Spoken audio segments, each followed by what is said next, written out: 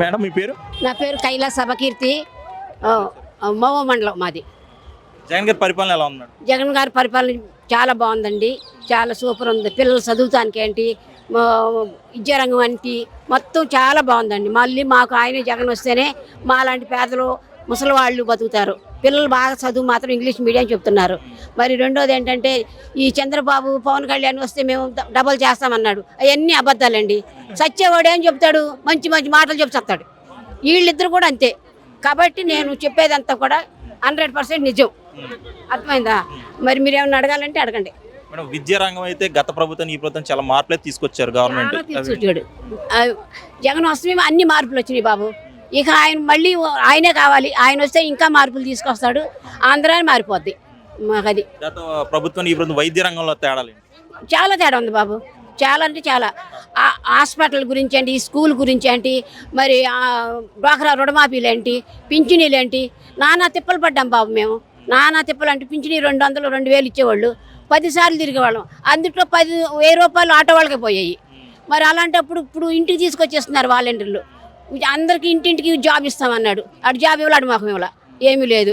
ఈ పవన్ కళ్యాణ్ కూడా ఉంటే ఇప్పుడు 24 ఇచ్చారు ఆడికి. ఆడేం గెలుస్తాడు, ఆడేం మాకేం ఇస్తాడు. ఏమంటున్నాడంటే బస్సులు ఫ్రీ అన్నాడు. రెండోది ఆడవాళ్ళకి డ్వాక్రా రుణమాఫీ అన్నాడు. వాళ్ళిద్దరు వాళ్ళు అవుతుందా? అవదు. 100% అవదు. నేను చెప్పాను కదా, చచ్చిపోయేవాడు ఏం చేస్తాడు, మంచి మంచి మాటలు తప్పి చస్తాడు. ఈడు కూడా అంతే. ఆ పార్టీ రాదు, రాపోయినా ఏదో చెప్పాలి.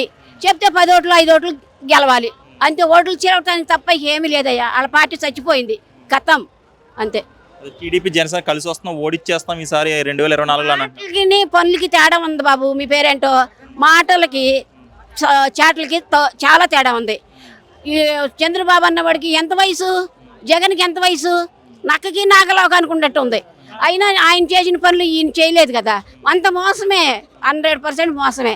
తల్లిని బిడ్డనే మోసం చేశాడు. వాళ్ళ మామగారిని మోసం చేసి ఎన్నిపోటు పోసి చంపాడు.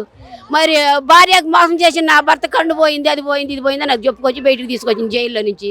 రెండోది మా చంద్రబాబు గారిని మేము రిటైర్మెంట్ చంద్రబాబు గారిని వద్దులే. చంద్రబాబు గారిని వయసు అయిపోయింది, ఈసారి నేను నిలబడాలని అనుకుంటుంది అని అంది. చంద్రబాబు నిలబడినా ఓటు పడదు. ఎందుకంటే ఇప్పుడు వాళ్ళ భార్య కానించి కొడుకు కానించి ఆడు పప్పుగాడే అనుకో, వాళ్ళ భార్య కూడా ఇందులో దూరి నన్ను గెలిపించండి, నేను కూడా నిలబడతాను, మా ఆయన తగ్గించుకుంటాము అంటది. అట్టండి అవన్నీ కుదిరితే బాబు. ఇది వరకు ఎవరో పిచ్చోళ్ళు ఇప్పుడు కడుపులో ఉండించే కంప్యూటర్ పిల్లలు జగనన్న జగన్ మావయ్య అంటున్నారు. ఈయనేమంటున్నారు, ముసలి తాత పోరా అంటున్నారు. ఇదే పెరాపికని, ఏమీ లేదు. చంద్రబాబు నాయుడు కుప్పంలో పోటీ చేస్తున్నా, ఈసారి నేను 1,00,000 ఓట్ల మెజార్టీతో గెలుస్తానంటున్నాడు. 1,00,000 ఓట్లతో గెలిస్తే నేను పార్టీని వదిలిపెడితే అసలు భూమి మీదే బతకను. నా పేరు కైలాస సభకీర్తి, ఆంధ్రప్రదేశ్ మోవ మండలం. అర్థమైందా? ఈ మాట మీరు టీవీలో వేయండి. 1,00,000 కాదు 50 గెలిచినా సరే చచ్చిపోతాం అంతే. ఈ మాట మీరు చెప్పండి. ఆడికాడ ఏమనండి, ఎవరిని చంద్రబాబు గారిని పప్పు గారిని 3 పిల్లలు ఉన్నాడే ఆడిని కూడా. నా వ్యక్తిగత జీవితం గురించి మాట్లాడుతున్నారు మీరు అందరూ. నాకు 3 పిల్లలు అయినాయి, 4వ పిల్ల నువ్వే జగన్మోహన్ రెడ్డి అని జగన్మోహన్ రెడ్డిని పవన్ కళ్యాణ్ అన్నాడు. దాని గురించి మీరు అంటారు? జగన్మోహన్ రెడ్డి పెళ్ళానికి ఉంచుకుంటా కాదు కదా, పని మనిషి కాడ ఉంచుకోడాన్ని. పెళ్ళం కాదు కదా. జగన్మోహన్ రెడ్డిని పని మనిషి కాడ బాత్రూమ్లు కడితే అక్కడ పెట్టుకోడు. ఎవరిని? పవన్ కళ్యాణ్ అన్నవాడిని పెళ్ళంగా ఏంటి పెట్టుకుంటాడండి. వాళ్ళు ఎవరో పిచ్చమాట హీరో అని వాళ్ళు 3 ఎట్టో పడ్డారు. ఇప్పుడు ఎవరు పడరు, లేకపోతే ముసలిది గడ పడదు ఆడి మాటలకి. ఎవరు పడతాడు? అటు నువ్వు 3 పిల్లలు ఉండాలి, సినిమా హీరో అని 3 పిల్లలు చేసుకున్నావేమో. ఇప్పుడు రమ్మని ఎవరు చేసుకుంటుందండి? పావుల నెత్తి మీద ఎడితే 10 పైసలు కొనరు. అప్పుడు ఆ బతుకు కూడా చంద్రబాబు ఇచ్చిన డబ్బులతోటే బతుకుతున్నాడు ఆడు. అది అన్ని పార్టీలు పెట్టినాడు ఎవడొస్తాడు చెప్పండి? సిద్ధం అంటున్న జగన్కి యుద్ధం చూపిస్తానని అంటున్నాడు పవన్ కళ్యాణ్. ఆడి మోహం చూపించాడు. సిద్ధంలో దిగమాను తెలుసుద్ది. ఆడవాళ్ళని రప్పాడిస్తామండి, చెడు కూడా ఆడిస్తాం రమ్మను అంతే. మాటలు ఎందుకు బాబు అవన్నీ సొల్లు మాటలు ఇంకంతే. ఇంకా మీరు ప్రశ్నలు ఏమన్నా? ఇప్పుడు టీడీపీ జనసేన మినీ మేనిఫెస్టో విడుదల చేసింది. భవిష్యత్తులో మా ప్రభుత్వం వస్తే మహిళలకు కానీ యువతకు కానీ మంచి సంక్షేమ పథకాలు అయితే తీసుకొస్తాను అంటున్నారు. దాన్ని పొట్టిదే బాబు గెలిచే వరకే. పోయినసారి రుణమాఫీ చేస్తామన్నా డ్వాక్రా వాళ్ళకి. రుణమాఫీలు చేయకపోతే బాబు వడ్డీలు కట్టి సచ్చావు. జగన్ వచ్చిన తర్వాత రుణమాఫీలు చేసాడు. అవి ఇప్పుడు కోరుకున్నాము.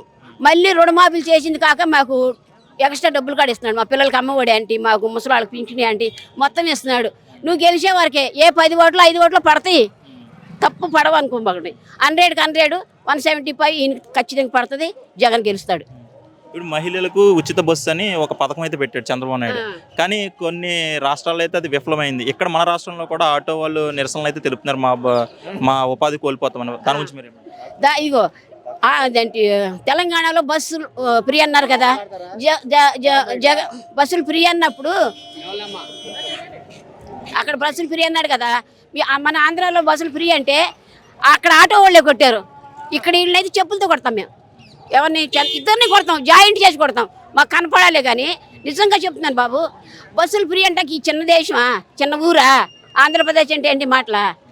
అక్కడ బస్సులు అన్నాడని ఈడంటమే ఏంటో అదేంటి పులిని చూసి నక్క వాత పెట్టుకుందంట, ఆడెవడో అన్నాడని ఈడు వాత పెట్టుకుంటూ కూర్చుంటే ఇక్కడ జనం ఏం పిచ్చేవాళ్ళు కాదు. ఆయన జాగ్రత్తగా ఉన్న కబడ్దారే చంద్రబాబు, కబడ్దారు అదేంటి పప్పుగా, అంతే. Okay, thank you.